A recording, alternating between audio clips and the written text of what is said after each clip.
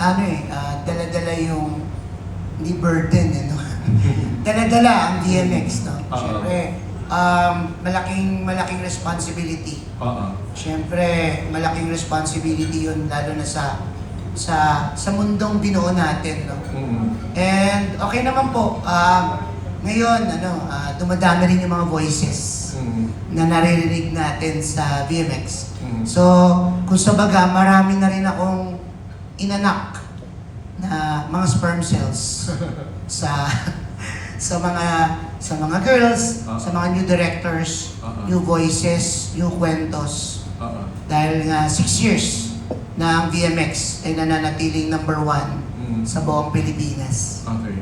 Direct second question is, bukod sa pagdidirect mo ng mga projects sa VMX, nagdidirect ka rin sa mga mainstream.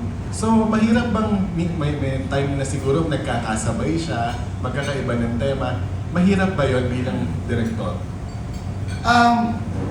Medyo alam naman ng iba sa atin na before VMX, TV director talaga ako.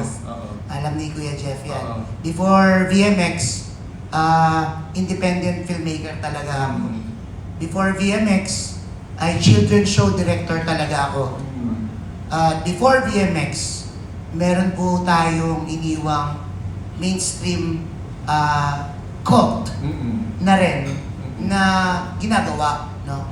So, most likely po, medyo mahirap yung pag-skip ng maskara. No? Lalo na nung tumating yung wave ng VMX ay talagang puro VMX lang ginawa ko. Naging loyal ako sa Viva, naging loyal ako sa VMX na puro ganitong genre lang ginagawa natin, no? Hanggang manganak na manganak. No? So, ngayon po, medyo mahirap, no? Yung pag-hop ng mga ginagawa. Lalo na nung nagsinemalaya tayo, alam mo naman ng mga film critic, no? Daming sasabihin sa'yo at ibabash ka dahil VMX director ka. Maraming bashers, no? Yes. Kasi, lalagyan ka na lang ng stigma, eh. No? Hindi malayo yan, kakilala nyo rin siguro yung mga naglalagay ng stigma sa amin, no? Pero wala naman akong pakialam, no? Mukha akong pera, eh. Aaminin ko mukha akong pera. Wala akong pakialam. Okay. Gagawin natin kahit anong genre. Okay. Yun lang po. Thank you. Maraming salamat, Direk. Thank you, Kuya Jeff. Thank you. Next question is for Aleka. Hi, Aleka. Hi. Unique yung pangalan mo. Paano siya nabuo? Yung pangalan mo, saan ang galing? My mom named me Aleka because my father is Alec. Alec. So yung Aleka talaga ang pangalan I feel like mo? I'm the only Aleka in the world. Okay. And related ka kay Ellen? Maybe. But maybe. Maybe. Okay. So maybe hindi sigurado? Maybe not. Kasi magkakulay na kayo, tapos di ba magkahubog din ng katawan. So related? Yeah. Oo. Close kayo? Not as I hope. Okay. Oo. Alam niya na pumasok ka na sa showbiz? I don't think so. Okay. So, itong gagawin mo ngayon itong todo kahit yung ginawa mong project, may mga kasunod na ba ito? Talagang determined ka na ito yung gusto mong gawin? Yes. Okay. Sa Cebu ka rin? Yes, I grew up there. Oo. Pero dito ka na naka-base ngayon? Yes. Since Okay. I moved here for college, I've been here ever since. Ano ang course mo sa college? Business. Okay. Tapos na? Yes. Okay. So, graduate ka na? Yes. So, common question kasi, graduate ka na, but hindi mo pinractice yun, but pumasok ka pa sa showbiz? Well, everyone in my life has been telling me, bakit di ka mag-artista ka? So, now I finally took the time to focus on that. Because I have built businesses already. Okay. So, ano yung mga business na nabuo mo? I've had food business, Okay. which that was very difficult. Now I'm in the wellness and fitness industry, Oh. so I'm opening something this September. So I have a lot of things in my plate. I enjoy life to the maximum, and now I'm doing some of these artistic endeavors. Okay. So So I do painting also, but now back to business and then may pagka-artista. Tapos, you know, I'm just listening to advices that people give me. And they always say, huwag mo sayangin yung beauty mo, yung life mo, yung youth mo. Ini-enjoy mo siya? Yes. Okay. After doing Todo Kayod 2, kamusta ang experience? Very good. Bakit very good? The crew, the cast was very welcoming, and Derek really guided me all throughout. He kept telling me, "Oh, be confident. You know, gravitate towards your character and be confident." And sometimes you really just need that push. So it was a really good experience, to be honest. I really had fun. Everyone was so kind and so thoughtful. Okay. Thank you, Aleka, and congratulations. Thank Direk, you so salamat po. much. Thank you. Okay, thank you, Sir Jeff. Hello, good afternoon. First question po kay Direk. Here po. Hi, ma'am. Sorry. Hindi, okay. Since Todo Kayod 2 na ito, can you please explain first ano po yung format nito since hindi pa na siya film? And then, ano yung difference niya from the first one? Gaano ka-intense, gaano ka-steamy, ganun. Todo Kayod 2. Okay. Thank you for your wonderful question, ma'am. Yung Todo Kayod ay isa sa pinakamalakas na narrative ng VMX. No? Ibig po sabihin, ang non-narrative ay hindi po pelikulang naratibo. Ito ay content compilation and documentary ng lahat ng manggagawang na naging topic sa VMX. Meaning, sinimula natin na ang mga kwento ay tungkol sa mga manggagawa, sales lady, grab driver, nurse, security guard, iba-ibang trabaho na nagkakaroon ng sexual tensions. No? Wala pang media. Dapat pala gumawa ako ng mga gano'n, no? Anyway, yung Todo Kayod 1 po ay ganun yung tema. Puro mga work-related sexual tensions ng mga VMX episodes. So para siyang documentary na binuo, tinahitahi para makabuo ng isang one narrative content. Yun. Ito po ngayon ay second phase na, kaya Todo Kayod 2. Kaya Todo Kayod, ito po kasi yung ating algorithm sa Viva Max, mga manggagawa, no? Na nanonood palagi ng VMX at nakaka-relate sila dito, no? So most likely kaya po nagkaroon ng Todo Kayod 2, bukod sa malakas yung Todo Kayod 1, ay marami ulit na buksang mga trabaho at work-related sexual tensions dito sa VMX. Can you give us yung specific example? Ano yung mga trabaho na pwede makita dito sa DOS? Nako, thesis po ba ito? Hindi. Joke, I'm joking. Kung wala Grab, ewan ko sa inyo, palagay ko, mga tatlo, dalawang nakapanood sa inyo ng Siklo, ni Vince Relon at ni Christine Bermas. Pelikulang ito ay dinirect ko noong 2000. Noong 2022 ay tungkol sa isang Grab driver na na-inlove sa isang sugar daddy ng isang politician. Merong sexual tension between the Grab driver and the girl.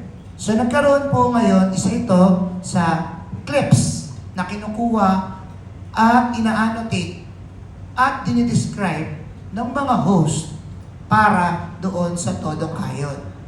So itong Todo Kayod 2 na feature po yun. Kung wari, for example, si Bobby Bonifacio ay gumawa ng tungkol sa security guard, lady guard yung episode. Ang lady guard ay tungkol sa mga lady guard na nasa session, nagkakaroon ng schedule tuwing gabi na may sexual tension din at may mga sexual activities sa gabi. Mga clips doon ay binuo at inannotate ng dalawang host ni Sahara Bernales and Aleka Adarna. Yan. Thank you, Direk. Thank you po. Would you Thank- say na mas madali gawin ito kaysa dun sa mga nakasanayan mong pelikula? Oo naman po. Ah. Opo naman. Kasi po yung pelikula yun. Itong Todo Kayod ay parang ako i-quote man ako ng mga tao, it's a content. No? It's content na binuo para talaga sa audience ng BMX. No? Hindi po siya pelikula. No? Siyempre ang pelikula ay may kaluluwa, ay may amoy, may pakiramdam, at may nararamdaman ka after ng pelikula. No? Ito ay content. Content talaga ito para sa fan ng VMX. Okay, gets. Thank you, Direk. Thank you po. Thank you po Next sa question. question to Ms. Aleka. First, project mo po ba to with VMX? Or meron ng previous ones? Yes, it is my first project with DMX. Kamusta yung experience and what have you learned dun sa experience mo? As an artist na ngayon, as a person, I had a really good experience with Direct and the whole crew. I felt very comfortable. Actually, I felt more at home. At first, I thought it would be difficult, but it really wasn't. It was a piece of cake. I had a great time, great energy with everyone. I'm totally being honest. And I hope to do more.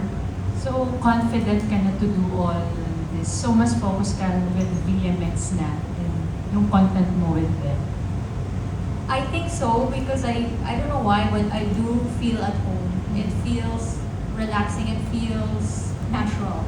May mga ginawa ka bang preparations, nag-workshop ka ba? Ano yung ginawa mo before this project? I think I just put my headspace and practiced my lines. I was with Direct. He kept coaching me about confidence, and I just went for it. You have to really give it your natural vibe, your aura to this kind of industry and film. So I just went with it through using my heart and the energy around me. Everyone was supportive, everyone was directing me. So I'm just so grateful for the crew and Direct's time with us. And sayang wala si Sahara, but kamusta siya katrabaho? She was also very soft with me. She handled me really well. Everyone just made me feel so welcomed and like prepared me. That's why I just feel like I'm really grateful because everyone was there to help me along the way. Okay, thank you and congratulations. Good afternoon, guys. Yes, first question ko muna kay Direk. Kasi parang napapansin ko, recently nagiging madalas yung ganitong parang special presentation for parang special content sa VMX. So, paano mo direct masasabi, ma-express sa fans ng VMX or sa audience to say na magiging excited sila para sa ganitong itong tipo ng content, yung patulad na sa Todo Kayod 2. What would make them excited to look forward to watch this type of contents? Yeah. Una, market. No? Una, market. Pag nanood ka ng isang VMX film, 2 o 3 babae lang mapapanood mo. No? Pag nanood ka ng Todo Kayod o any non-narrative content ng ganito ng VMX, mga 25 na babae at 35 na lalaki, makikita mo, no? Na mapaulit-ulit mo sila makikita, no? Meaning may iba't ibang kwento, no? So, content-wise, eat all you can. Eat all you can. Buffet. Buffet ito, no? Buffet yung panonood mo ng ganitong content. Kasi nga, created talaga itong narrative para sa BMX fans. Okay, thank you, Darren. Second question ko kay Alec. I heard na first na press con mo to. So far, how does it feel that you're having the first press con, and ano yung preparations na ginawa mo for today? Thank you so much for that question. I did feel initially very nervous backstage, but they did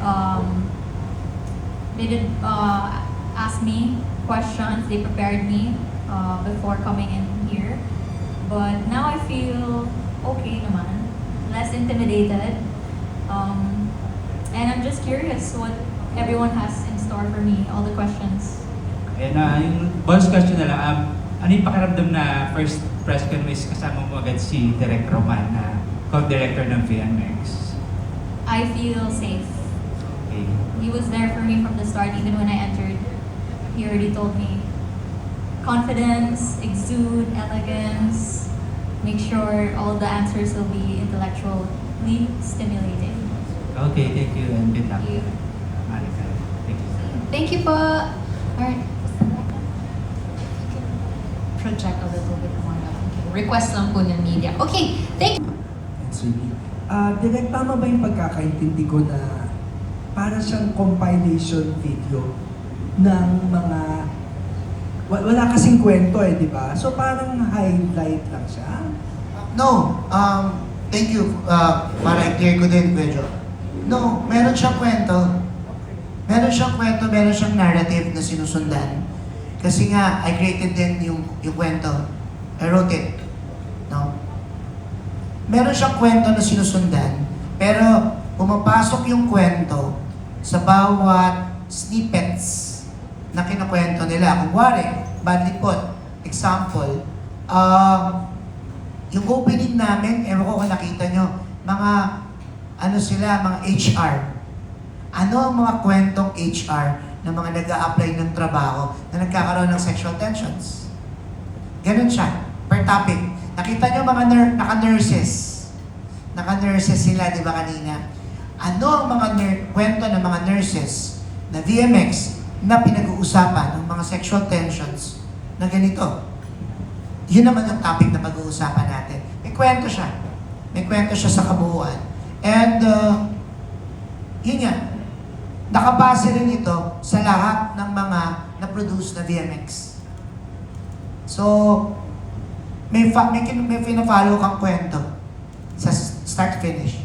So yung mga snippets ay from catalog ng VMX. From catalog ng VMX. So maaring andun si VR, maaring andun si ganun. Ganon. At sila Aleka and Sahara nag-a-annotate, that's the term you use? Yes. So walang acting involved or? May acting. No? Nai-inspire sila. Habang ginagawa yung scene na napanood nila, nai-inspire sila. Susubukan nila yon. May ganon. May ganong experiment, may exploration. So mauuwi din sa Mauuwi doon. Mauuwi sa ganun. Kaka-annotate. Mauuwi doon, no? Mai-inspire sila sa kanilang mga ina-annotate na mga snippets and clips. Yan. Hindi ko nang narinig yung ganitong concept. Yan. Malakas to. Malakas to, Kedyo. Isa to sa pinakamalakas ng VMX. At marami rin nagsusupport dito. Kasi nga, eat all you can. Nakalimutan mo na si Christine Bermas. Nakalimutan mo na si Ayana Misola. Nakalimutan mo na si AJ Raval. Nakalimutan mo na si Angelica. Ipapaalala nila sa inyo. Ganon siya. I get it. Ganon siya. Thank you. Thank you po. Okay, Aleka, yung last question ko sa iyo. Kanina binanggit mo na nagtapos ka ng business, tapos may business ka din sarili. Business management ka, no? Tama ba? Yes. And then, nag-o-open ka ng mga businesses mo. Yes. And kaya ka nag-artista dahil sayang naman yung ganda, sabi ng Yes. ano. Pero ba't mo pinili ang sexy route imbis na yung ibang genre? Come again? Bakit mo pinili mag-sexy kaysa halimbawa drama or comedy or romance? Well, I did try. I was with Viva One too, so I switched. It was a calling. I think Boss Vic was like, sayang yung sensual eyes mo, sayang yung beauty mo, go for it. Sisikat ka. Mabilis. So, I went for it. And to be honest, I really felt more at home with BMX. Did you hesitate knowing na sa ibang genre mo pala unang sinubukan?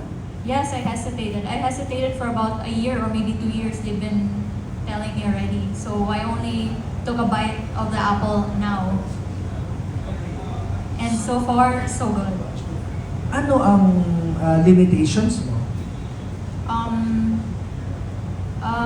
I guess I haven't really thought of that yet. Maybe I don't have any limitations. Kasi nakita mo naman, like, di ba, nakita mo yung mga videos na nakakompile dito. Alam mo naman yung mga ginagawa nila. Angeli, Yes. mga palaban sila lahat. Yes. So ikaw, have you not thought of that? Yes, I guess I've been thinking about BMX already for a year. They've been, telling me to try it. So I already took into consideration everything prior to accepting the role. Salamat. Thank you. Laban yan, Kuya Jo. Laban. Grabe, I'm sure we're all excited to see that. Okay, ngayon, let's move on to our second one. Ngayon from My Movie World, let's hear from Bernard Santos.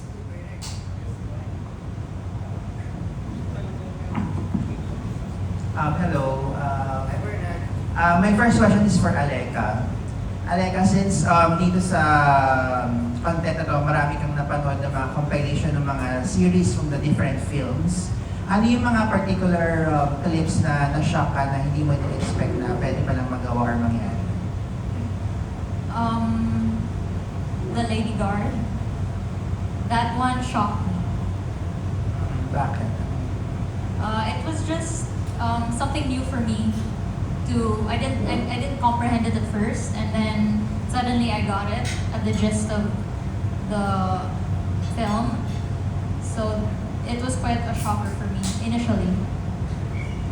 And then how about you naman, Derek? Since parang dito, parang nire-recall mo din yung mga yung mga iba't ibang films. Meron ka pa parang nagulat ka na, meron palang ganito nagawa sa BMX.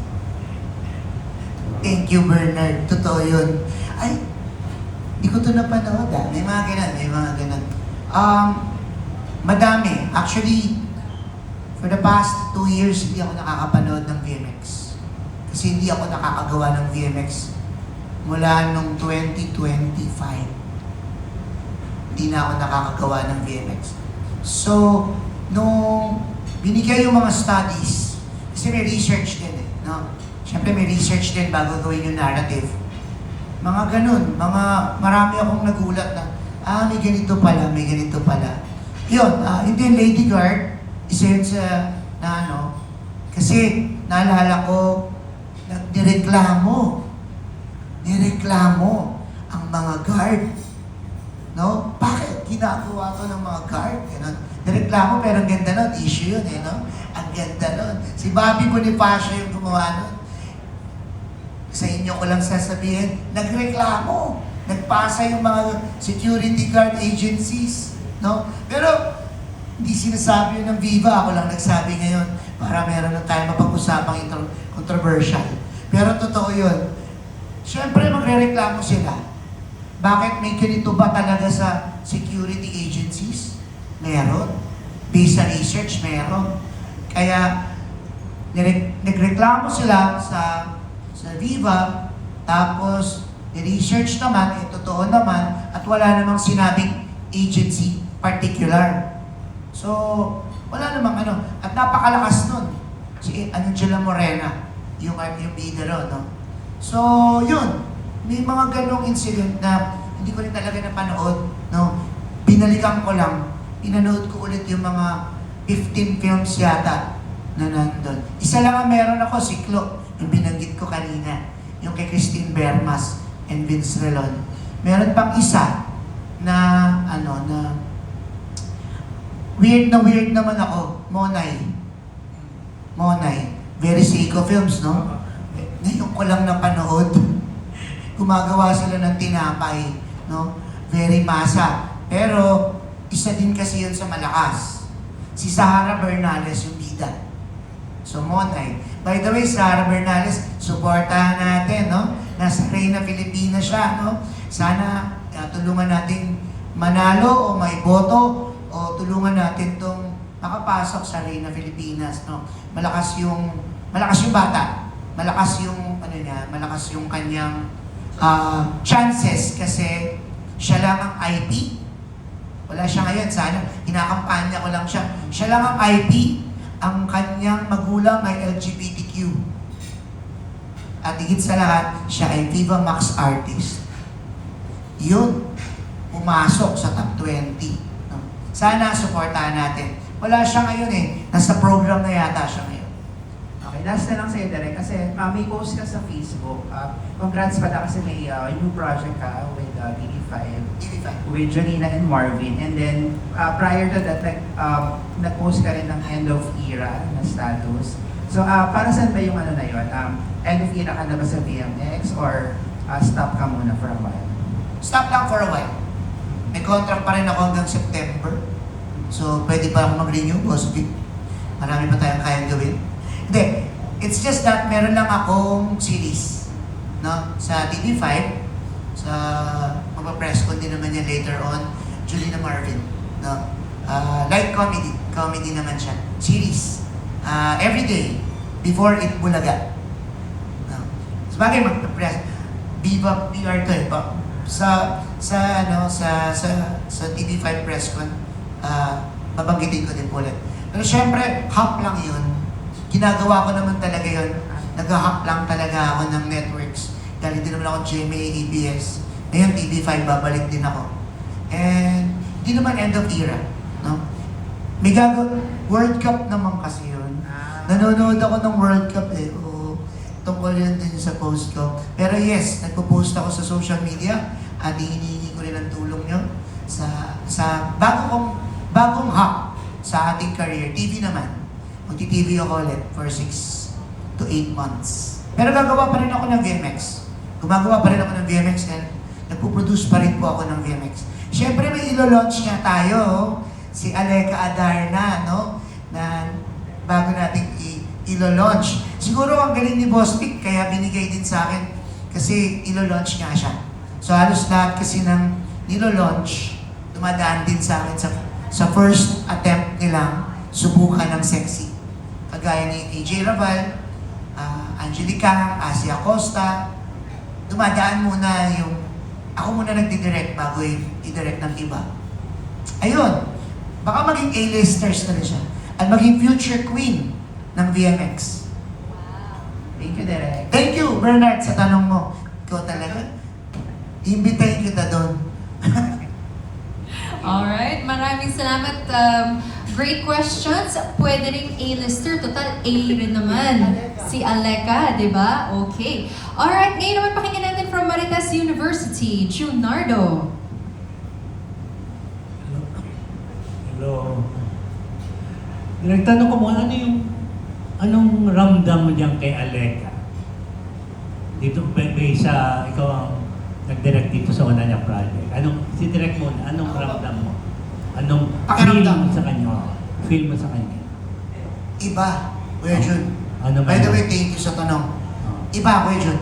Iba ang vibe ni Aleka eh. Kasi, ang 90s kid ako. Amanda Page. Okay. Amanda Page yung aking ang aking visual peg sa kanya. So nung nakita ko siya sa picture, Kuya Jun, Amanda Page. Maganda nga, maganda sa picture. Nagsalita. Amanda Page nga. Inglesera, di ba? Inglesera, Cebuana, mysterious. Higit sa lahat, very intelligent. Higit sa lahat, ang hot. No, ang iba. Iba ang kanyang sensuality. Iba.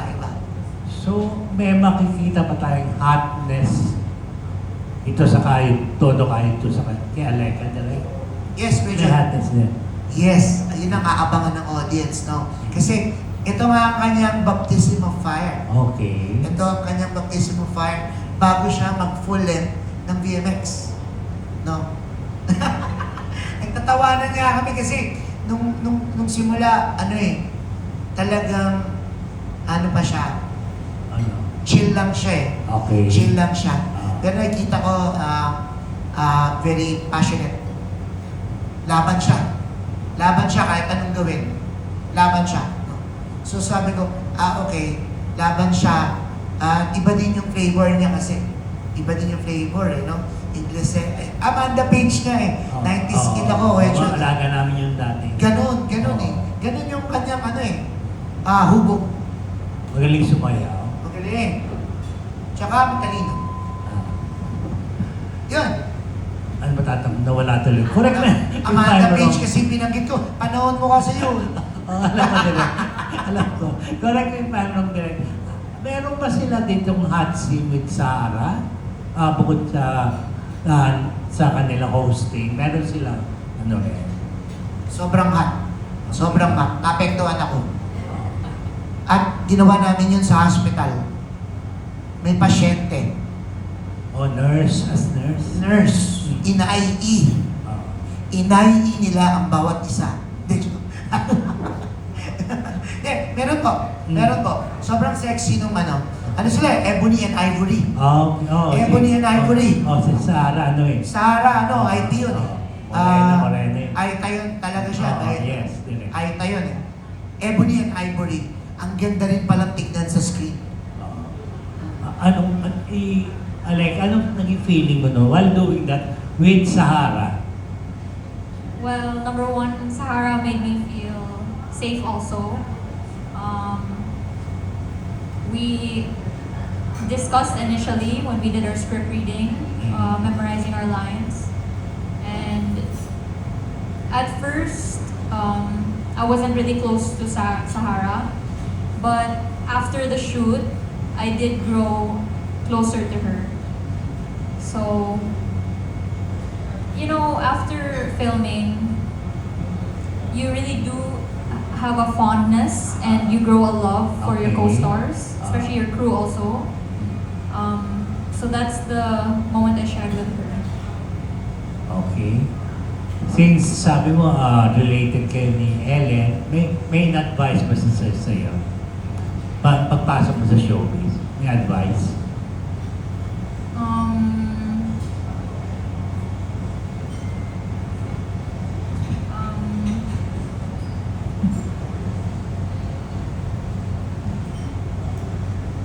No advice. Okay. Thank you. Good luck. Thank you so much. Welcome to BMX. Alright. Ang sweet. Siya dito sa BMX. Chard, thank you sa tanong. Mahilig ako sa mistisa. Asawa ko mistisa. Napakaganda nito. No? Ang mga Pinoy mahilig sa mistisa. Kasi alam nila, ang katabi nila sa bahay, hindi masyadong mistisa. Morena. Ang katabi ni Mang Roger sa bahay niya ay si Aling Tale. Hindi niya fantasy yun. Ang fantasy niya, si Aleka. So, napakagandang market ni Aleka for us. At lalo na mga Pinoy audience, colonial tayo. Pag nakakita tayo nag-i-English, imported. Di ba? Imported. Imported siya. Original lahat. Yun ang very important kay Aleka. Original lahat. Very passionate. Original lahat. Wala siyang tinatago. Wala siyang ginawa. At higit sa lahat, very beautiful inside and out. Baka yun yung pinakamalaking factor na makapagbabago dun sa karera, no? Parang first time ulit sa cycle ng VMX na magkaroon ng ganito kagandang babae. at sa cycle ng Viva, no? Siguro ang galing talaga ni Boss Vic no? Sa pag-ay ng mga ng mga artists, no?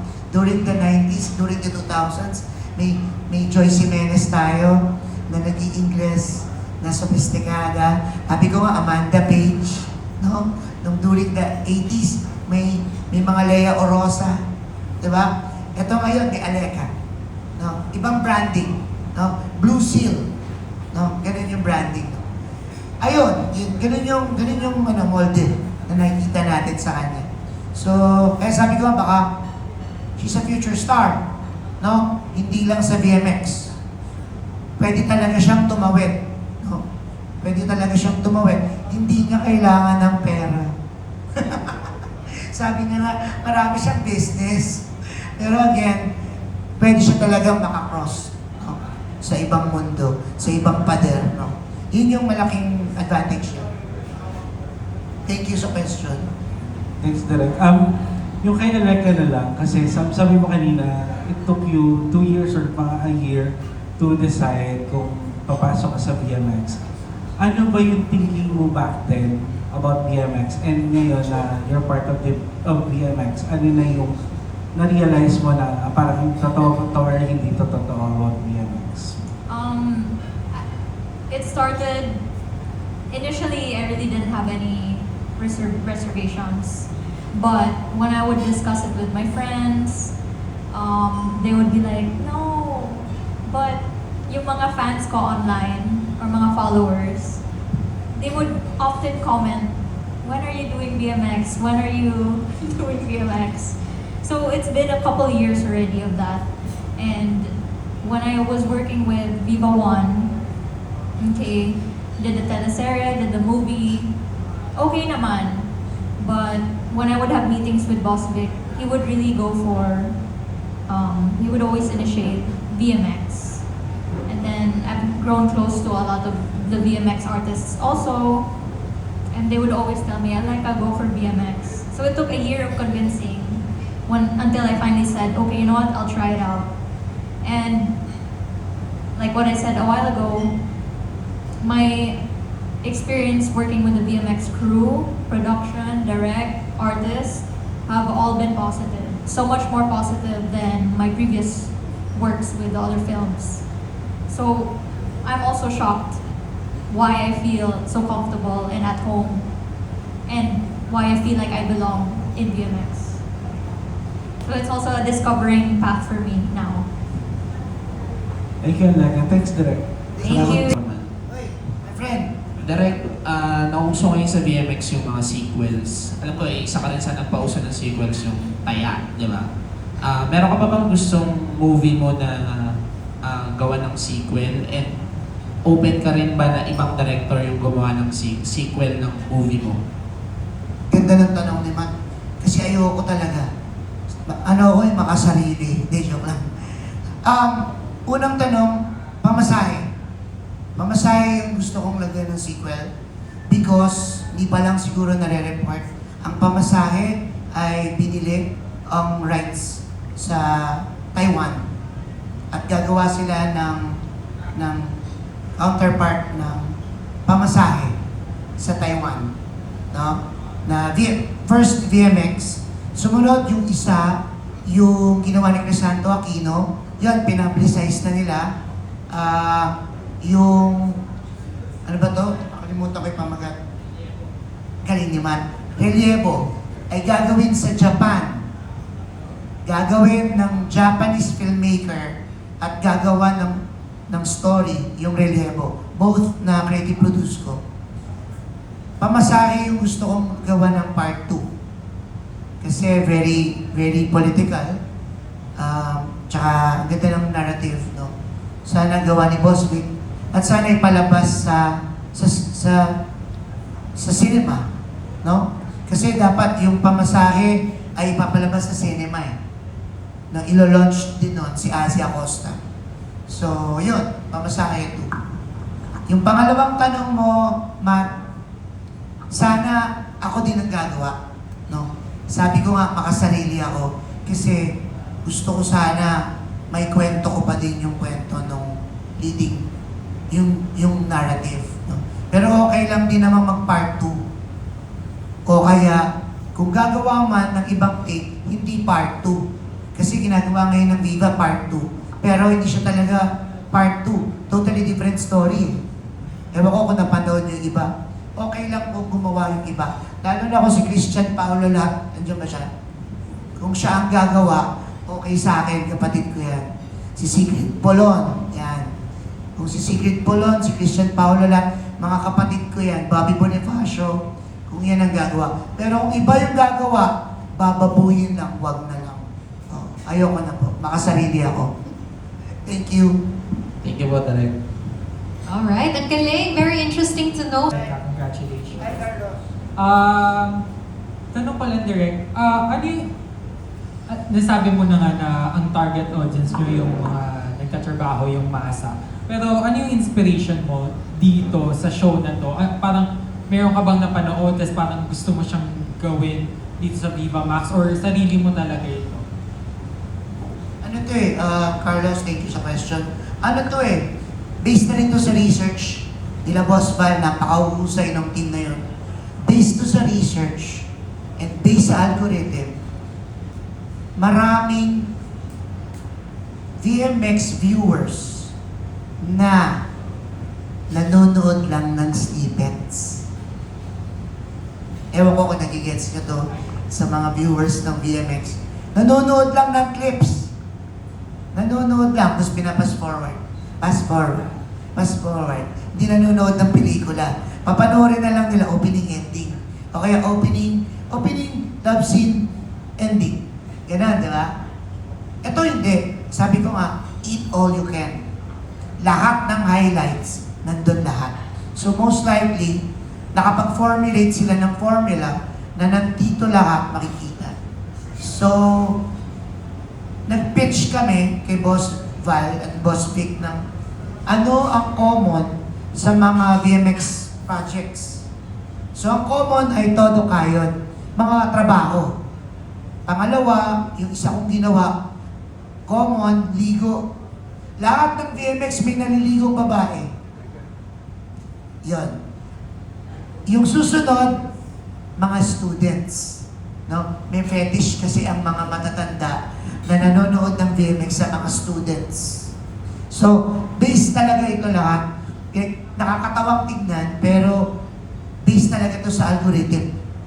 Alam ng algorithm ng VMX kung ano ang target market niya.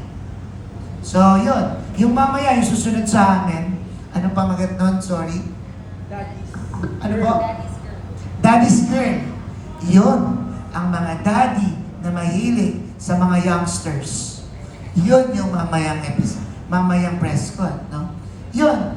Based talaga sa research, very strategical talaga ang VMX, no? Alam nila yung market.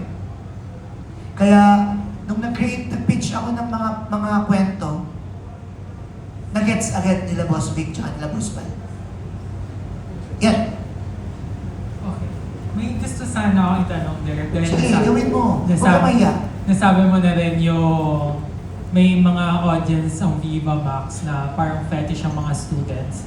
And meron din yung Daddy's Girls nga. Pero ngayon kasi controversial ang age gap. Lalo na yung sinasabi nga na parang hindi maganda kung magkakaroon ng relasyon ang 18 years old sa mas matanda sa kanya. Grooming. And what's your thoughts about that, Direk? Politically or VMX lang? Pwedeng general na lang kasi ano siya para Issue siya, no? Issue siya. Issue siya. And parang gusto ko rin malaman kung anong thoughts ng isang Viva Max director about that. Ako, hindi naman ako nagpapakamalinis, no? Marami naman talagang ganun, no? Marami talagang ganun, no? Tsaka yung mga grooming, no? Kung titignan natin kahit sa Hollywood, ganun naman, no? Oo, naman si Wednesday, tsaka sila Martin Sheen, di ba? Mga mas younger talaga sa kanila. Hindi lang naman sa Hollywood, hindi lang sa showbiz, kahit sa business side, no? Lahat naman yata, ganun. Wala ring genre, no?